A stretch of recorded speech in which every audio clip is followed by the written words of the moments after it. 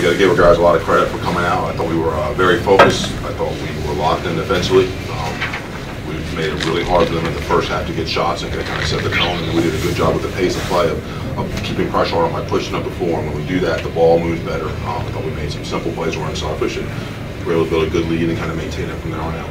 Yeah, I mean, we prepared well for it. I mean, we have a lot of guys back from last year, so we knew what to expect between their press, the 1-through-1, 1-through-2. I mean, nothing we haven't seen before. So I mean, nothing was very surprising. I mean, like Coach said, just making a simple play. I mean, just moving the ball, making them rotate, and just finding the right guy to take care of the ball. And we knew that they were going to double down on defense. So I mean, when we throw it into the post, we did the guys. So I mean, just having the outlets open. I think the bigs did a good job of finding the right guy that was open. I mean, I can't really say. I mean, as long as we keep the intensity the whole game. I mean, probably when we take it segment by segment every 4 minutes, I mean, just winning that segment, so just taking one bit at a time. Well, I mean, win or lose, it's never you're striving to be perfect, and we were far from. I mean, you look at our shooting percentage, we didn't shoot the ball as well as I like. So you got to go back and look at some of that shot selection.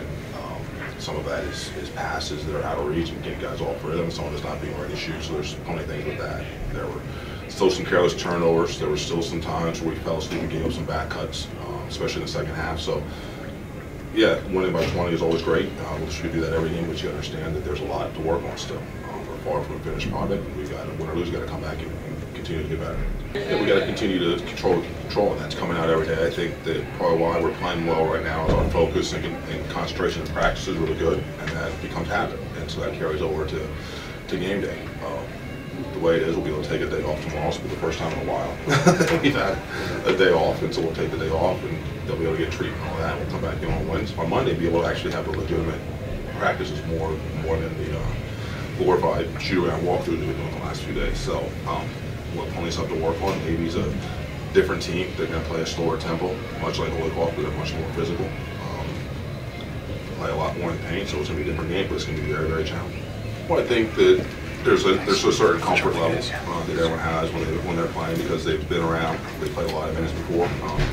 They played with these guys before, so they got a good feel about where each other's going to be.